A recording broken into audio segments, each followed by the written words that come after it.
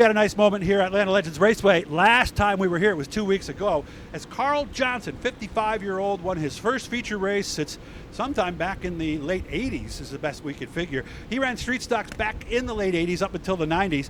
5 wins in that time. He was one of the guys who was back here in the early 90s racing against Bob McCready, Alan and Danny, Joe Plozak, all those guys. So the best he was able to do there was a 4th place. But now in his 3rd year in street stock, after an updated chassis, he made his way to victory lane in week 3 here at Atlanta Legends. Carl, first of all, congratulations. I can't tell you how happy I am for you. Thank you very much.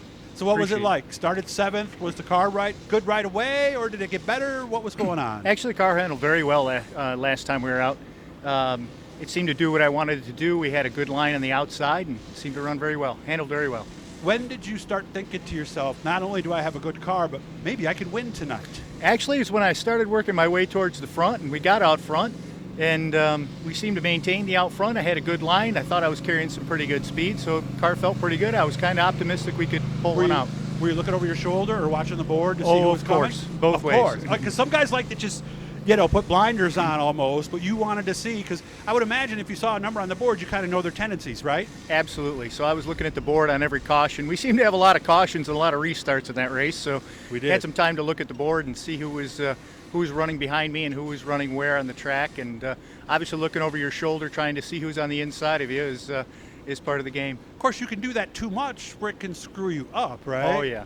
Yeah, oh, yeah. Because last thing you want to do through the corners is be trying to peek over your left shoulder and see if somebody's coming, right? Right. And I would think you know the guy's tendencies. So let's say we see the 7 on the board in 2nd place and you're leading.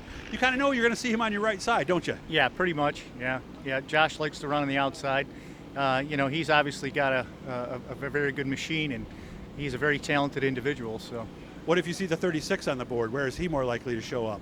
I think Jimmy would probably go on the bottom, but he runs top and bottom to be in. But not necessarily, right? No, I think he goes wherever he needs to go to pass whoever's in front of him. Okay. Tell me about this car, because it's obviously not the same car we had last year.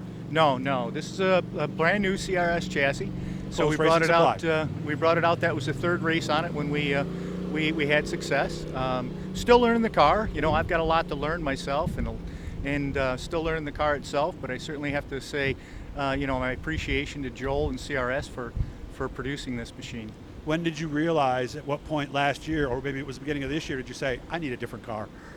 Yeah, we spent a lot of time trying to work with the other car, and I have to express appreciation to Glenn Rittner. He did a lot of setup and gave me a lot of support as far as driving techniques and chassis setup, and he made the car a lot better. But we knew we needed a little bit more to actually be, competitive on a weekly basis. I've talked to some other guys who have done what you did, gone from a more traditional street stock to one of these new CRS cars. They tell me the biggest thing is how deep you can go in the corners. Is that the biggest thing? Yeah, actually you can drive the car a lot deeper, and it seems to have a good, a lot of side bite in it. But at the end of the day, I'm still learning the car and still learning how to drive it. So, tonight will be a different story because we run later in the program, so the track will be different. Yeah, the track will be different in conditions. So, that's where I really have to work on my program myself as a driver, and getting the car set up is on the the slicker tracks. Yeah, and it's rained about the last 36 hours out here. I'm sure you took a look at the racetrack. Is adjusting as the track changes going to be the key to winning, especially since you're the second to last feature? I think so. At the end of the day, even though we're going to run last, I expect the track to probably be dry and slicked off by then with all the other classes that are ahead of us. So, yeah, I expect that's going to be a big part of it. You mentioned you're still learning the car. So big picture-wise, is it somewhat of a surprise to you that you won this early in this new car that you're still learning? Yeah, certainly it is. I think we had a good opportunity. I think, the track was really in our favor as far as, what I'm accustomed to driving to. So, yeah, I was really surprised, actually, to get that opportunity as early in the season as we did. And it was funny because the funniest thing was, and I had kind of forgotten about it when you got to victory lane, but when I walked by Carl earlier that night, I was like, all right, you're close, man. It's going to be tonight. We're going to win. And I had kind of forgot, but that's the first thing you said to me when you got out of the car. I just thought that was kind of nice that it worked out that way. Yeah, it was. Thank yous. Oh, yes. I certainly have to express my appreciation for all the people that, have commented and complimented me in the last several weeks. We've had a great couple weeks. We've had a lot of comments, even leading up in the week prior to that. Competitors, fans, friends, people. I just can't express the appreciation that I have for all that. Obviously the race program takes a lot, as far as time and investment in the program.